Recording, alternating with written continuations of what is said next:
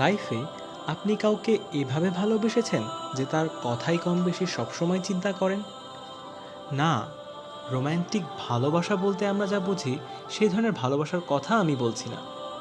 এটা এমন এক ধরনের ভালোবাসা যাতে রয়েছে প্রচণ্ড সম্মান, আকুলতা, এক ধরনের তীব্রতা যা আপনার চোখ ভিজিয়ে দেয়। আমার মনে হয় মাইকেল জ্যাকসনের ফ্যানরা ব্যাপারটা ভালো বুঝবে। যখন সে স্টেজে পারফর্ম করত, সবাই ভীষণ আবেগে কান্নায় ফেটে পড়ত। মনে হয় যেন এই হোল সি অফ টিয়ার্স। উত্তেজনায় অনেকে বেহুশও হয়ে যেত। আর কোনো ক্রমে কেউ যদি তাকে একটু জড়িয়ে ধরার সুযোগ পেত, সে তাকে আঁকড়েই ধরে থাকত। ফুটবল ফ্যানরাও ব্যাপারটা ভালো বুঝবে। তার ফেভারিট প্লেয়ারকে একটু ছুঁয়ে দেয়া, জড়িয়ে ধরা যেন জীবনের সবচেয়ে দামি মুহূর্ত তাদের জন্য। কি স্ট্রেঞ্জ একটা লাভ, যার কারণে তারা অদ্ভুত সব কাজ করে বসে।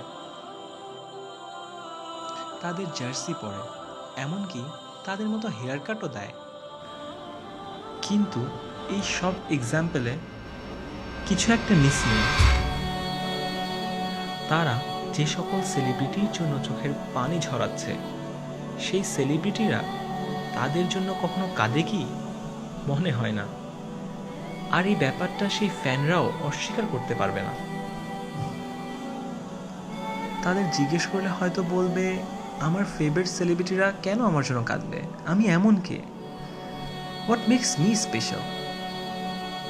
আর যদি বলি যে এমন একজন মানুষ ছিলেন যিনি সত্যি সত্যি আপনার জন্য কাঁদতেন, আর এই মানুষটি মর্যাদা, খ্যাতি বা সম্মানে যে কোনো সেলিব্রিটি অথবা পার্সোনালিটির থেকে অনেক অনেক উপরে, তিনি হলেন মুহাম্মদ সাল্লাল্লাহু আলাইহি ওয়াসাল্লাম।